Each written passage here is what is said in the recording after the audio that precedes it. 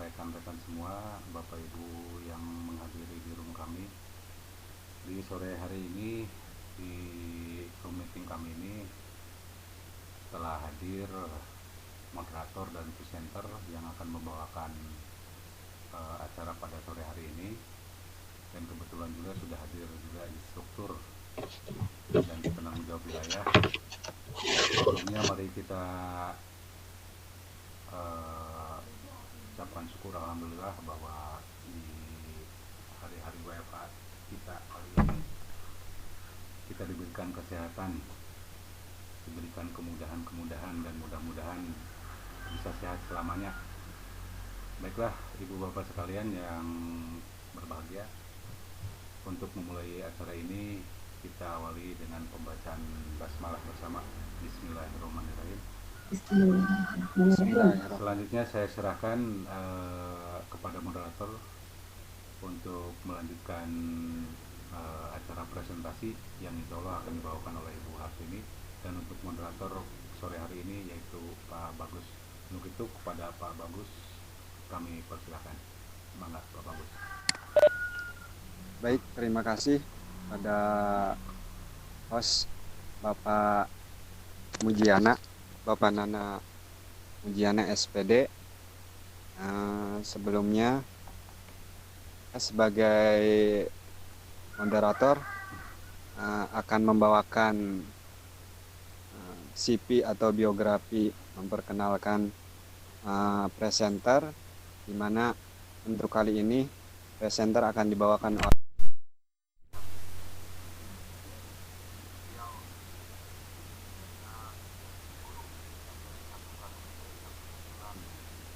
bidang pengajarnya adalah guru bimbingan dan konseling. Untuk beliau aktif sebagai penulis, dan alamat beliau berada di Jalan Siliwangi, Gang Purwa Binangun, Kabupaten Kuningan. Baiklah, untuk membuka event ini ada beberapa hal aturan yang kiranya bagi partisipan atau yang lainnya sudah aktif dalam event ini. Satu, jika presenter membawakan atau menyajikan materi, kiranya rekan-rekan semua, Bapak Guru, Ibu Guru hebat, bisa berkenan untuk menyiapkan suara supaya ketika menyampaikan materi presenter bisa didengarkan dengan baik. Tak lupa kepada instruktur dan DJ wilayah saya ucapkan terima kasih sudah berkenan turut membimbing dan memonitoring acara event ini. Baiklah, untuk mempersiapkan sambungan saya no hari tadi sebagai moderator mempersilahkan pada ini yang sambungannya itu ada yang MTD sambungannya akan kalau kena itu biru lagi yang dinyala presentasi tentang kelas parenting menjadi orang tua hebat. ada naon sih? Persilahkan untuk membahasnya. Terima kasih Pak Bagus yang sudah memberikan kesempatan saya untuk sore hari ini menyampaikan materi kelas parenting dengan tema menjadi orang tua hebat di era milenial. Sebelum saya mengatakan, saya ingin mendoakan dulu kepada moderator saya, Pak Bagus, host saya, instruktur saya, Pak Wawan. Mudah-mudahan bapak-bapak semua diberikan kesehatan. Juga buat para peserta yang sekarang sore hari ini mengikuti event ini, mudah-mudahan juga diberikan kesehatan. Buat semuanya diberikan kebahagiaan, diberikan rezeki yang lancar. Amin ya rabbal alamin. Baik, Bapak Ibu hebat, untuk sore hari ini saya ingin menyampaikan tentang bagaimana menjadi orang tua hebat di era milenial ini. Nah, ada 7 tips pengasuhan anak di era digital atau era milenial ini. Saya mengambil teorinya dari psikolog Eli Risman, mungkin Bapak Ibu semua sudah mengetahui bagaimana sepak terjang Eli Risman dalam parentingan. Saya mengutip ilmunya di sini, ingin berbagi saja untuk saling mengingatkan. Yang pertama, tips yang pertama adalah tanggung jawab penuh. Di era digital ini, yang seperti sekarang ini, ayah ibu harus memiliki pandangan yang sama, yaitu sama-sama bertanggung jawab atas jiwa, atas tubuh, pikiran, keimanan, dan kesejahteraan putra putri. Jadi di sini harus ada kerjasama yang betul-betul kompak antara ayah ibu, ayah bunda, atau papahnya. Dalam hal ini harus kompak, dan kedua orang tua ini harus memiliki tanggung jawab yang penuh dalam pendidikan putra putri. Kemudian yang kedua, di sini masih tanggung jawab penuh ini dalam artian apabila anak perempuan yang kurang sosok ayah di dalam dirinya, kurang kedekatan, maksudnya mungkin ketika anak perempuan kurang kedekatannya pada sosok ayah, biasanya ketika remaja nanti dia akan mengalami depresi, kemudian munculnya pergaulan seks bebas, mudah dalam artian si anak gadis ini akan mudah terbawa kotak-kotak jika ada seorang pria untuk menggoda dia. Disitulah peranan ayah begitu besar ketika si anak kedekatan dengan anak perempuannya, supaya anak cinta pertamanya adalah ayahnya, sehingga dia tidak akan mudah jatuh kepada pelukan laki-laki yang tidak bertanggung jawab, karena dia memiliki sang ayah yang akan melindungi dia, menjaga dia. Kemudian juga anak laki-laki apabila kurang kedekatan terhadap si ayahnya, maka dia akan nakal, agresif, mungkin terpengaruh dengan narkoba, juga seks bebas. Nah, di sini peranan ayah itu sangat betul-betul sangat berharga, terutama untuk anak-anak di awal pertumbuhan mereka di usia balik. Situlah kanak-kanak betul-betul sosok ayah yang sangat dekat dengan putra putri. Selanjutnya, kedekatan ini, kedekatan antara ayah dan anak, ibu dan anak, itu bukan semata-mata kedekatan secara fisik, ya, secara fisik, tapi kedekatan secara jiwa. Bisa jadi anak-anak ada di rumah, namun jiwa mereka, psikologis mereka tidak merasakan kedekatan dengan kita sebagai orang tua. Jadi dalam hal ini kedekatan secara psikologis itu lebih penting daripada hanya kedekatan secara fisik, atau dari kulit ke kulit, dari badan ke badan. Kedekatan seperti itu, apalagi sekarang social distancing, ya, bukan kedekatan seperti itu, melainkan kedekatan secara psikologis, kedekatan dari jiwa ke jiwa, antara emosi anak dengan emosi orang tua ada keterkaitan. Kemudian yang ketiga, harus jelas tujuan pengasuhan. Nah, di sini orang tua semenjak anak-anak kecil harus memiliki rumusan yang jelas dalam pengasuhan anak. Jadi harus ada kesepakatan antara suami dan istri, prioritas manakah yang mau diberikan kepada anak-anak, bagaimana cara pendekatan mereka.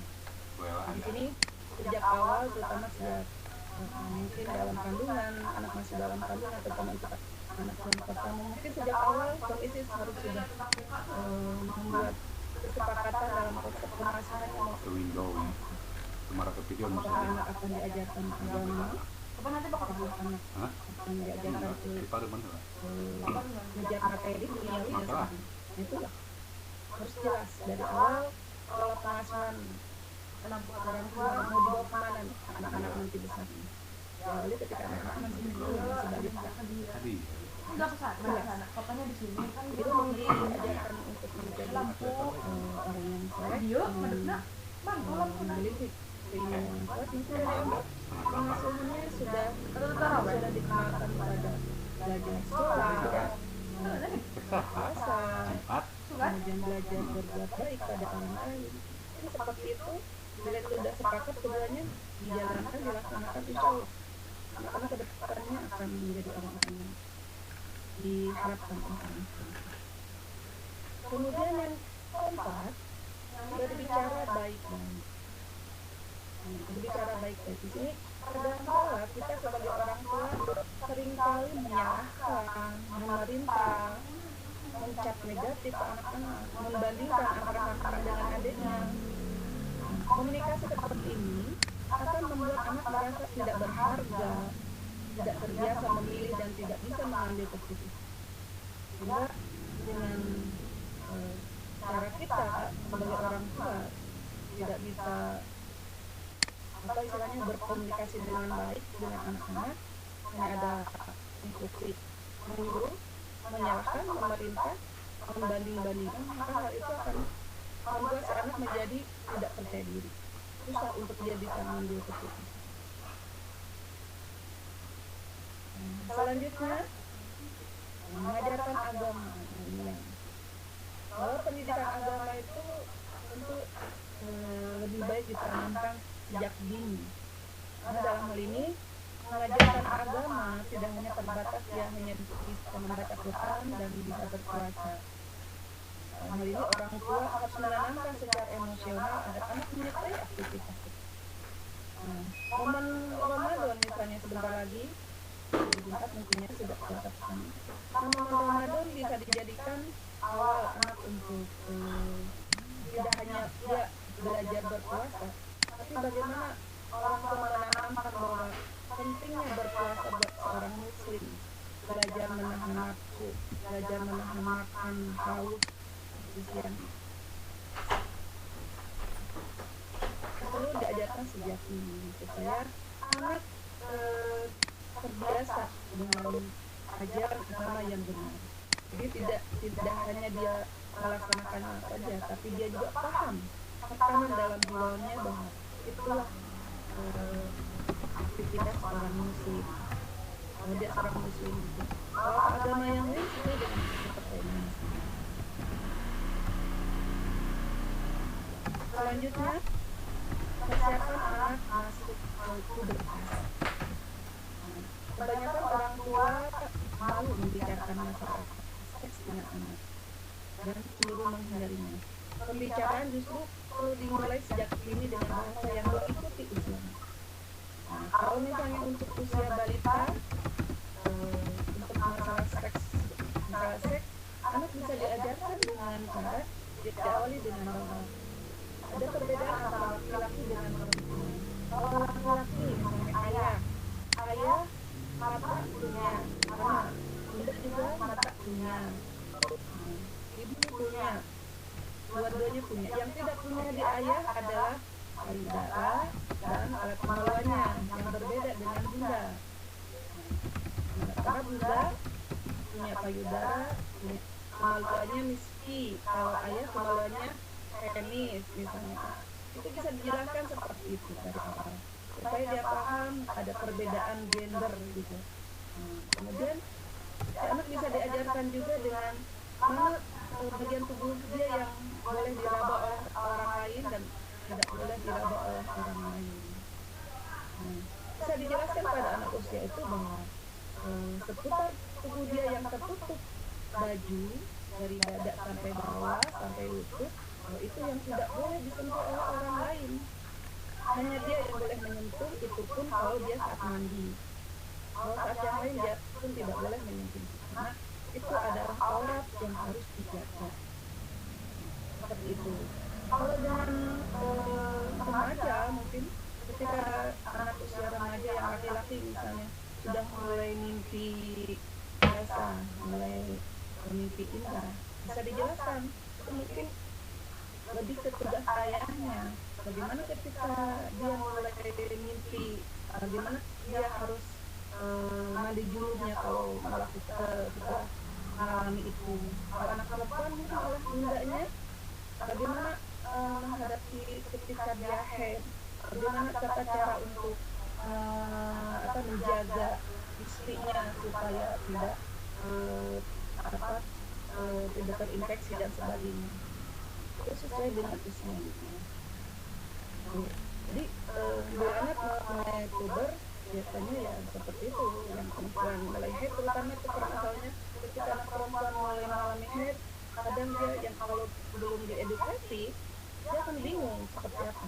Itu tugas ibunya, bundanya untuk mengedukasi dia bagaimana cara mengatasi dia ketika haid datang, bagaimana cara menjaganya, bagaimana cara membersihkannya, bagaimana setelah haid itu selesai. Diajarkanlah oleh bundanya.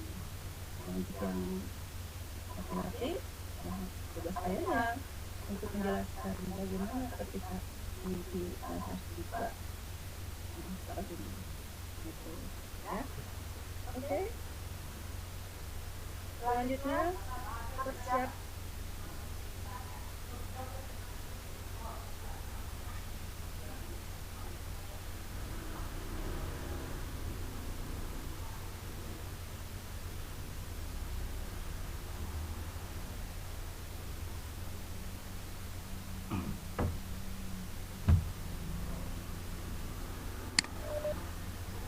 Soundnya hilang Bunda.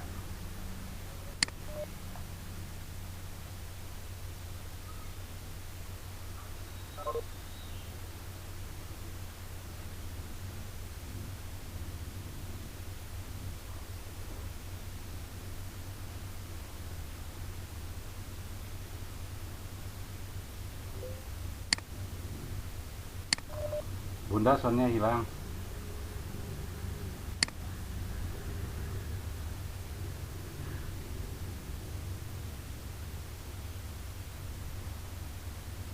Interupsi suara hilang. Mana nak? Ya ini lagi dicoba.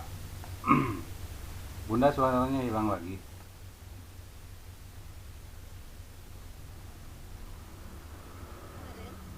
Ya nggak kedengaran nih suaranya.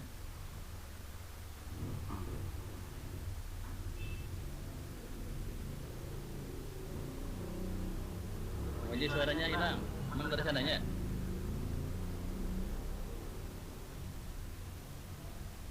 Sepertinya tidak ada ya.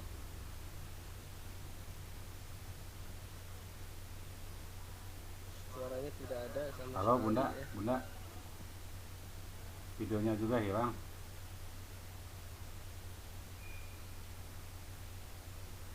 Nanti lagi di ini. Lagi coba di WA.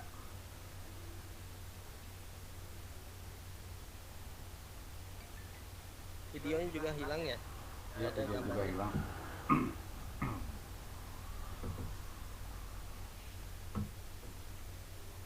Ya sabar.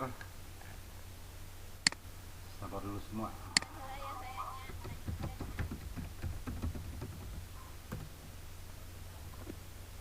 Halo Bunda. Bunda.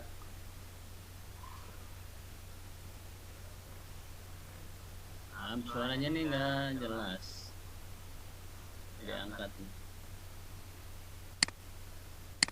Halo.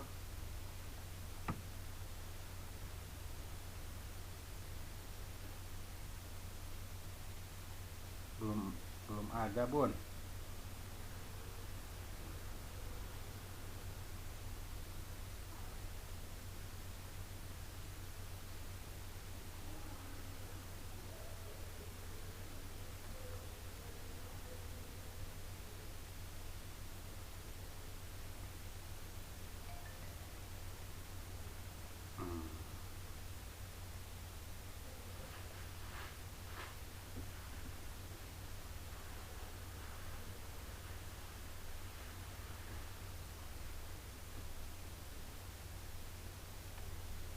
Halo.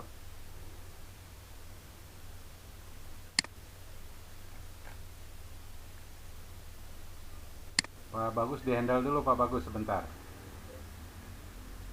Ya. Ya.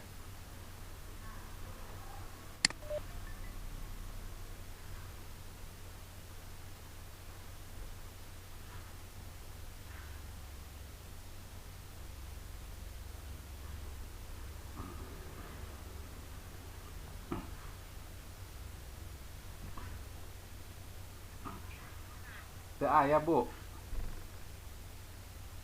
Ari saya sama sekali. Ari tadi nganggo headset teh. Mohon bersabar. Ente nganggo headset. Mohon laptop. Oh, suarana teh hilang tadi teh Bu. Ka mute eta teh kayak nama. Mohon. Suara gambar speaker teh. Mohon. Sok bae teh naon bari ngebuka di HP be Bu. Di HP sok dibika. Dibika ke suarana dari HP teh naon. Nya, sok. Langsung bae konekeun ya. Diklik bae tautan teh abdi teh. Ya. Sebentar ya Ibu Bapak, ini mau sambil pakai ini juga, pakai HP, ada trouble di mikrofonnya kayaknya. Si bundanya mau masuk pakai HP juga, sebentar ya.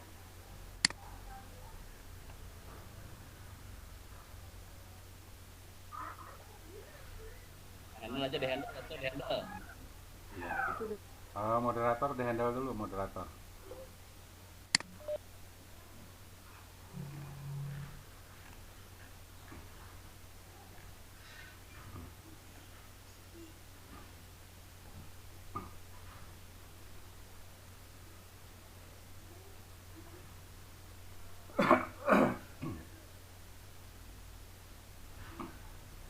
Pak Bagus.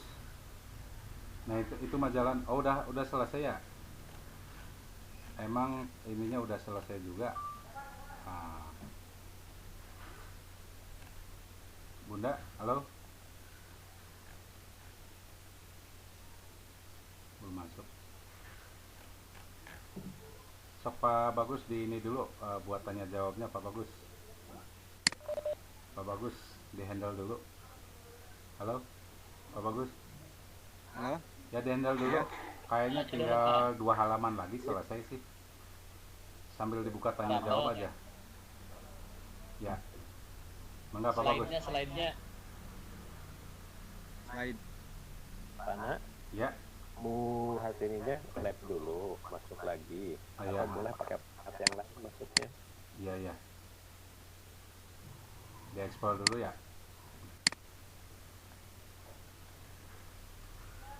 Sok Pak Bagus, mangga. Oke, kedap. Iya.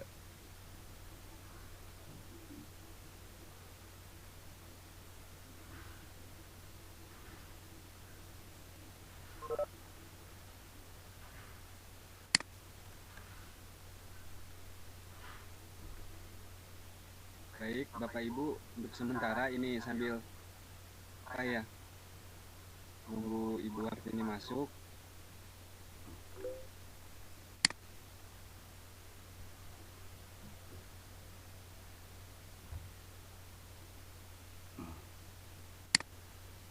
Tampilan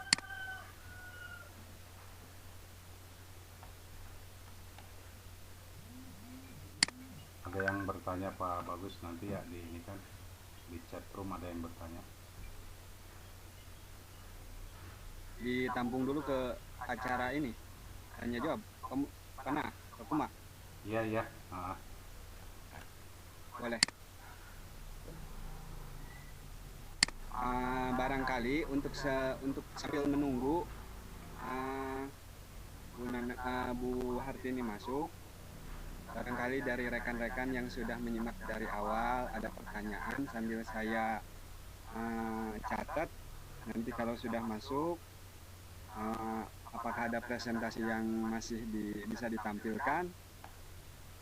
Untuk sementara silahkan bagi rekan-rekan guru hebat yang ingin bertanya dari ketujuh poin yang telah disampaikan tentang parenting menjadi orang tua hebat, mungkin nanti akan saya catat dulu. Nanti setelah kembali Ibu Hartini masuk ikon, baru bisa saya sampaikan untuk sesi tanya jawab selanjutnya.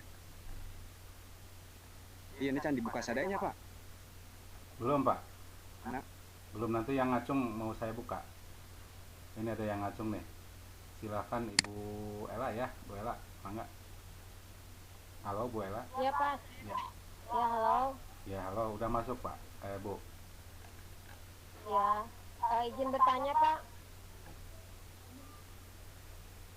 Nah si bundanya ada sekarang. Eh, Nanti sebentar Bu. izin bertanya. Halo, Bu. Oh iya iya. Nanti dulu sebentar. Ya. Ke Bu Hartini dulu. Ya. Bunda, kedengar Bunda? Ya. Ya, ini ada yang bertanya Bunda. Oh, Mangga disimak Bu. lama pertanyaan. Ya langsung aja Bu, karena waktunya. Ya, ya, Iya. ya. Ya, mangga Ibu Ella. Iya Bu. Saya Bu Ella dari satu Cilimus Bu. Izin bertanya.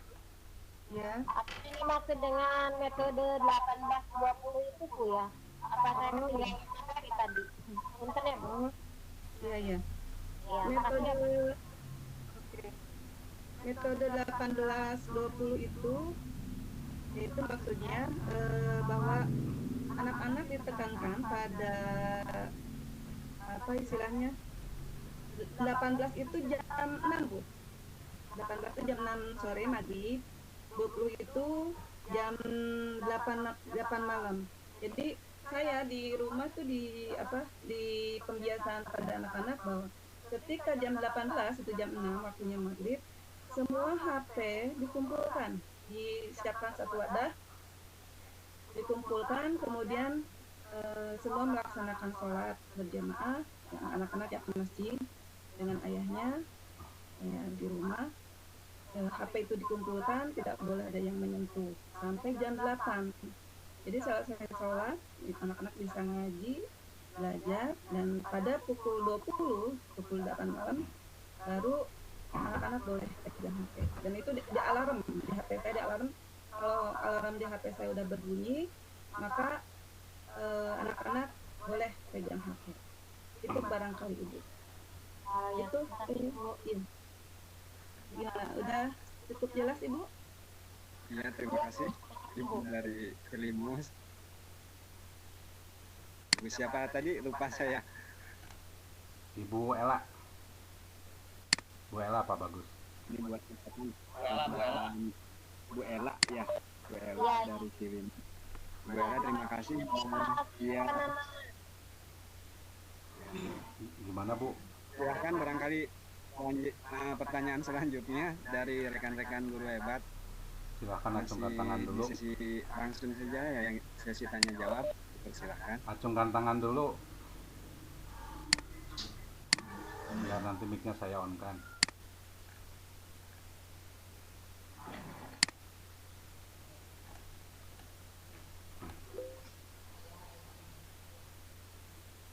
Itu Pak Bagus yang di chat tuh, dibacakan aja tuh. Oh iya, siap. Bu ada pertanyaan juga nih. Ibu Bapak guru hebat, ini silahkan.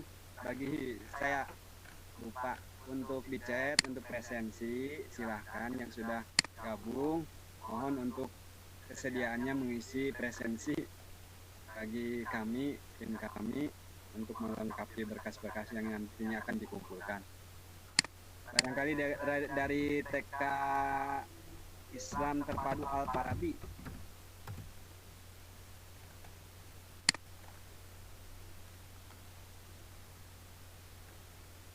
Dibacakan aja Pak Bagus. Halo? Pak Bagus? Bunda masih dengar Bunda? Pak Bagus kedengar?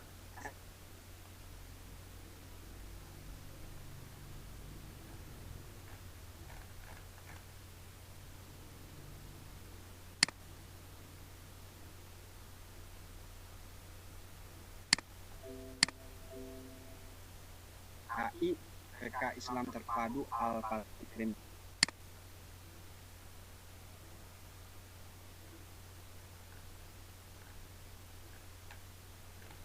Ketika kita mendapatkan pasangan yang kurang klik, yang dalam artian mungkin ada yang dominan, ada yang tak acuh ya, ini berarti ada dua karakter berarti. Ketika pasangan kita yang dominan berarti terlalu keras, dalam artian mungkin yang terlalu keras menegakkan kedisiplinan. Nah, di saat pasangan kita sedang memberikan edukasi atau memberikan sanksi hukuman pada anak-anak, saat itu kita sedikit ke belakang, satu langkah sedikit ke belakang, kita lihat saja dulu gimana tindakan pasangan kita. Nah, setelah pasangan kita selesai dengan tindakannya, baru kita bicarakan baik-baik dengan pasangan kita bahwa kita nggak setuju dengan cara dia memberikan hukuman atau sanksi terlalu keras pada anak-anak. Nah, jadi jangan sampai ketika pasangan kita memberikan tindakan hukuman, sanksi karena anak melakukan kesalahan, kita langsung membela anak. Tidak seperti itu. Biarkan saja dulu pasangan kita melakukan tindakannya. Nah, adapun kalau kita tidak setuju, setelah selesai pasangan kita memberikan didikannya pada anaknya, hukuman atau apapun, baru kita bicarakan baik-baik dengan pasangan. Kita tidak setuju dengan cara dia memberikan pendidikan seperti itu, terlalu keras. Dan itu bisa membuat anak secara psikologis down.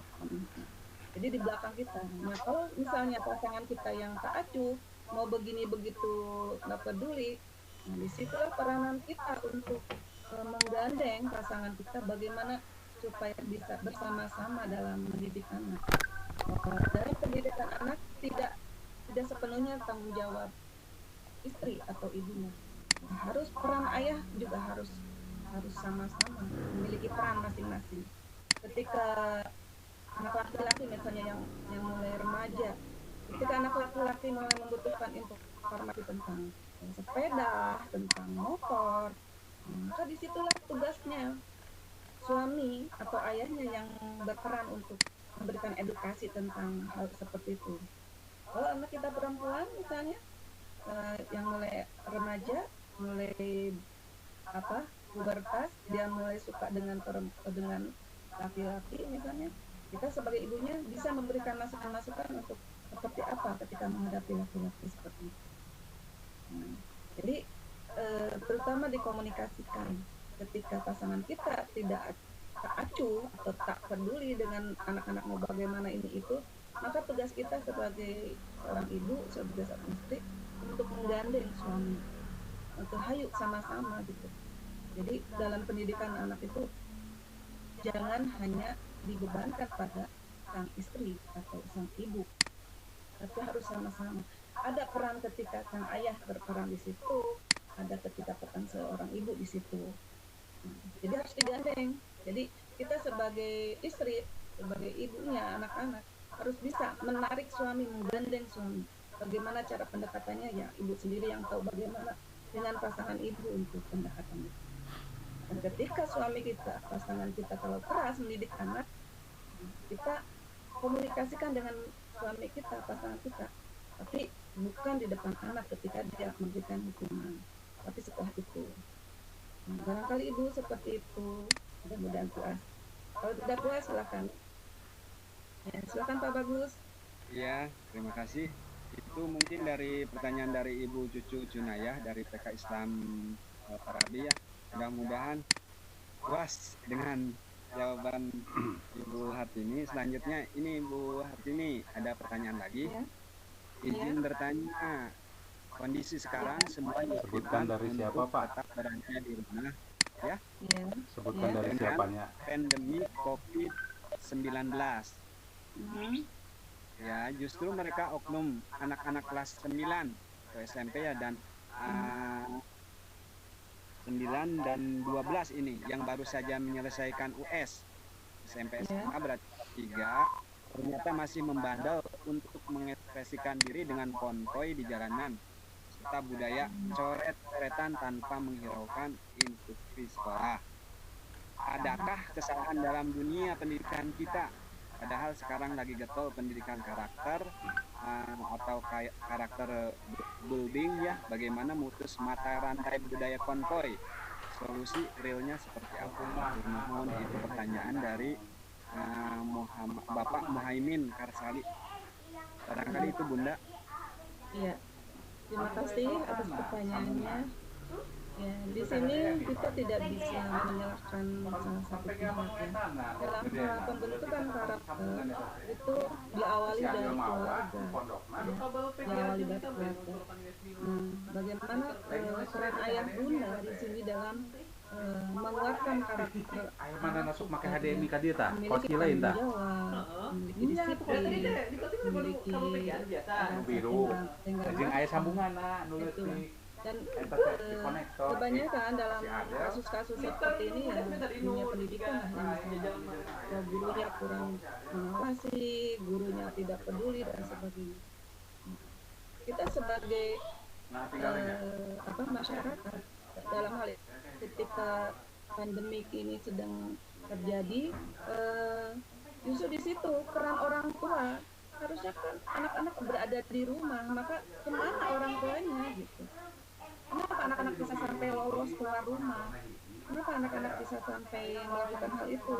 Berarti penjagaan di rumahnya itu yang harus kita tanyakan, peran orang tuanya. Karena kondisi sekarang kan anak-anak sedang dirumahkan, anak-anak sedang belajar di rumah, di karantina. Disitulah peran orang tua untuk menjaga, untuk menggembok pintunya dalam artian bahwa anak harus tetap rumah gitu. Ketika saya tinggal sambungkan by HDMI eta teh, colokan HDMI dari PGA. Kasih tahu ke Akeh Malta waktu itu sama saya di sana ya. Sok. Benar sih ada yuk. Ayah saya kasih ada kamu udah bawa teh 3 gitu kabel teh. Ya. Itu anaknya nggak akan keluar, tidak akan keluar. Bagaimana orang tua memberikan pemahaman dan mendisiplinkan anak untuk tetap stay di rumah dalam masa pandemi ini. Aktivitas di rumah. Tentu anak tidak akan melakukan hal yang disebut lagi.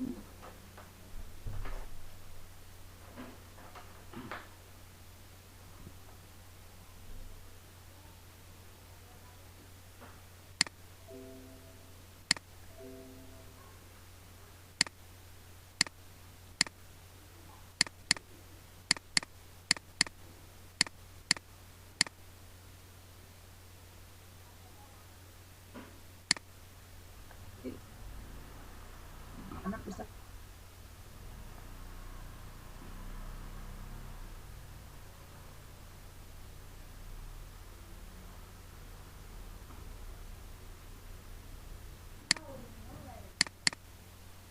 alasan dari Bunda. Kiranya barangkali ada pertanyaan lain, silahkan.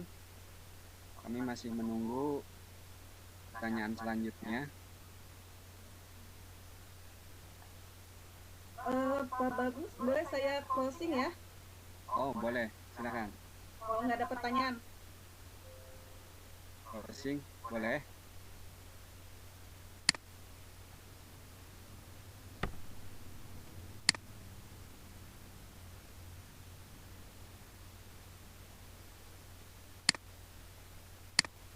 Silakan Bu.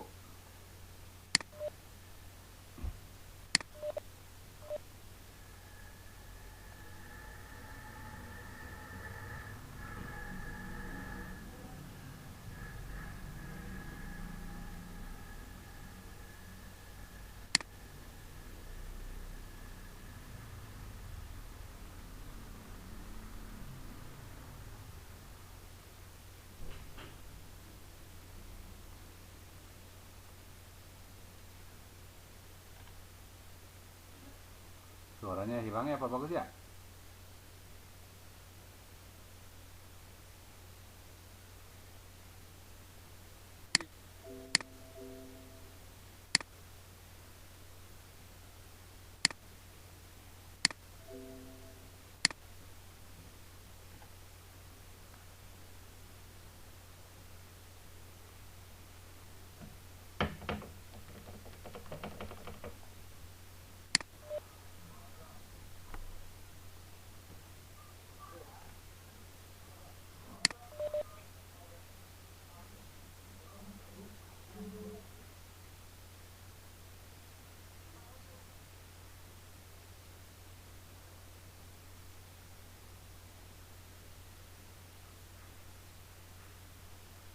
Halo Pak Bagus.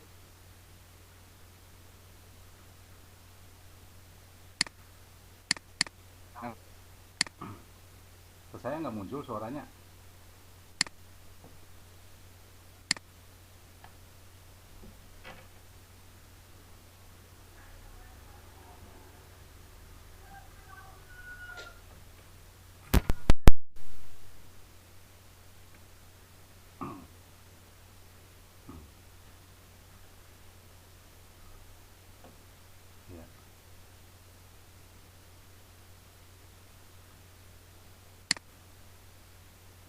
Bunda lanjut.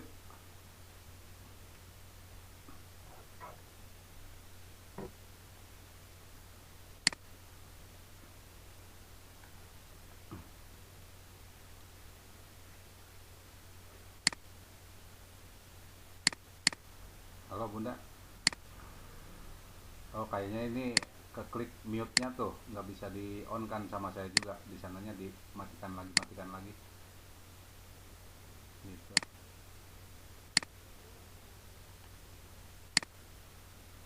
Halo Bunda.